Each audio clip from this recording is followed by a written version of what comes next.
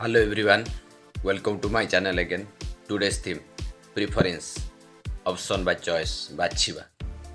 ପ୍ରିୟମାନେ ଆମର ବ୍ୟକ୍ତିଗତ ଜୀବନରେ ପ୍ରିୟମାନେ ଆମେ ଅନେକ ଲୋକଙ୍କୁ ଫଲୋ କରିଥାଉ, ସ୍ପେଶିଆଲି ଡିଭୋସନାଲ୍ ବିଷୟ ନେଇକି ମୁଁ କହୁଛି ଆତ୍ମିକ ବିଷୟରେ।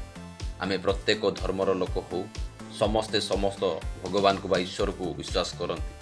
ସେମିତି ପ୍ରିୟମାନେ ଆମର ଯେମିତି ଖ୍ରୀଷ୍ଟିଆନ ଭାବରେ ଆମେ ପ୍ରଭୁ ଯୀଶୁଙ୍କୁ ବିଶ୍ୱାସ କରୁ।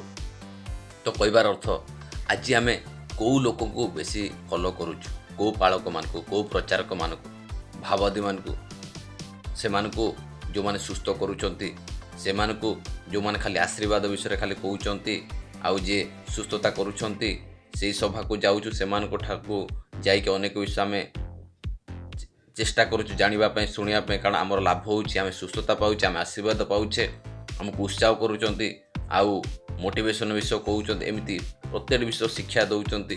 ଏଇଟା ଭଲ, ଗୋଟେ ଦୃଷ୍ଟିରୁ ଭଲ, କିନ୍ତୁ ଆପଣ ଚିନ୍ତା କରନ୍ତୁ ଯେତେବେଳେ ଆମେ ସେଇ ବିଷୟ ଖାଲି ଆଶୀର୍ବାଦ ବିଷୟ ଖାଲି ବାକ୍ୟ ଯଦି ଶୁଣୁଥିବା, ସୁସ୍ଥତା ବିଷୟ ଖାଲି ଶୁଣୁଥିବା, ଖାଲି ଉତ୍ସାହ ବିଷୟ ଶୁଣୁଥିବା, ମୋଟିଭେସନ୍ ବିଷୟ ବାରମ୍ବାର ଶୁଣୁଥିବା, ତାହେଲେ ଯେତେବେଳେ ନିରୁତ୍ସାହ ବିଷୟ ଆସିବ, ଯେତେବେଳେ ନେଗେଟିଭ୍ ବିଷୟ ଆସିବ, ଯେତେବେଳେ ଦୁଃଖ ଆସିବ, କଷ୍ଟ ଆସିବ, ରୋଗ ଅଭାବ ସମସ୍ୟା ଆସିବ, ସେହି ସମୟରେ ଆମେ କେମିତି କରିବା?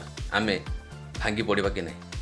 ତ କହିବାର ଅର୍ଥ ଆମେ ଯାହା ବି ଆମେ ସୁସ୍ଥତା ଯେଉଁମାନେ ଯିଏ କରୁଛନ୍ତି ତାଙ୍କୁ ଆମେ ଫଲୋ କରୁଛେ ବା ତାଙ୍କର ମେସେଜ୍ ଶୁଣୁଛେ, ଭଲ ଯିଏ ବାକ୍ୟ କହୁଛନ୍ତି, ଆଶୀର୍ବାଦ ବିଷୟ କହୁଛନ୍ତି, ସେଇଟା ବି ଭଲ, କିନ୍ତୁ ମୋଟିଭେସନ୍ ବିଷୟ ହଉ ବା ଯାହା ଯେଉଁଟା ଉତ୍ତମ ଆମ ପାଇଁ ବୋଲି ଭାବୁଛେ, କିନ୍ତୁ ଗୋଟେ ବିଷୟ ମନେ ରଖିବା ଯେ ସେ ବିଷୟଟାକୁ ବାରମ୍ବାର ବେଶୀ ଫୋକସ୍ କଲେ କ'ଣ ହେଉଛି, ଯେତେବେଳେ ତା'ର ଅପୋଜିଟ୍ ବିଷୟ ଘଟିବ, ଆମେ ସେହି ସମୟରେ ହୁଏତ ଆମକୁ କ'ଣ ଅବାଗିଆ ଲାଗିପାରେ।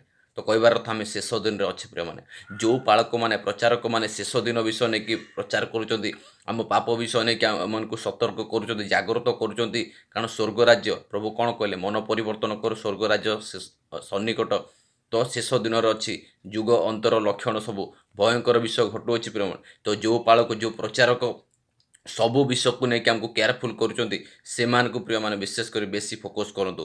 ଅନ୍ୟମାନଙ୍କୁ ବି ଦେଖନ୍ତୁ, ଉତ୍ସାହିତ କର। ଆପଣ ଡେଲି ୟୁଟ୍ୟୁବ୍ ଚ୍ୟାନେଲ୍ ହଉ ବା ଡାଇରେକ୍ଟଲି ବା ଇନଡାଇରେକ୍ଟଲି ଯେଉଁମାନଙ୍କଠୁ ଆମେ ଶୁଣୁଛେ, ଆପଣ ହଉ ବା ମୁଁ ବି ଶୁଣେ, ବି ଅନେକ ବିଷୟ ଶୁଣୁ, କିନ୍ତୁ ଏମିତି ବିଷୟ ଗୋଟେ ବିଷୟ ଖାଲି ଯେ ପର୍ଟିକୁଲାରଲି ଫୋକସ୍ ସେ କରୁଥିବେ ସେଇଟା ନୁହଁ। ସେ ଯେପରି ସବୁ ବିଷୟ ନେଇକି ଫୋକସ୍ କରୁଥିବେ, ଆମ ଜୀବନ ନେଇକି ସତର୍କ କରୁଥିବେ, ଆମକୁ ଜାଗ୍ରତ କରୁଥିବେ, ଆମର କାରଣ ଦିନେ ଆମକୁ ଏ ଜଗତ ଛାଡ଼ିବାକୁ ପଡ଼ିବ, ଆମର ସ୍ୱର୍ଗ ରାଜ୍ୟ ସନ୍ନିକଟ ପ୍ରିୟମାନେ।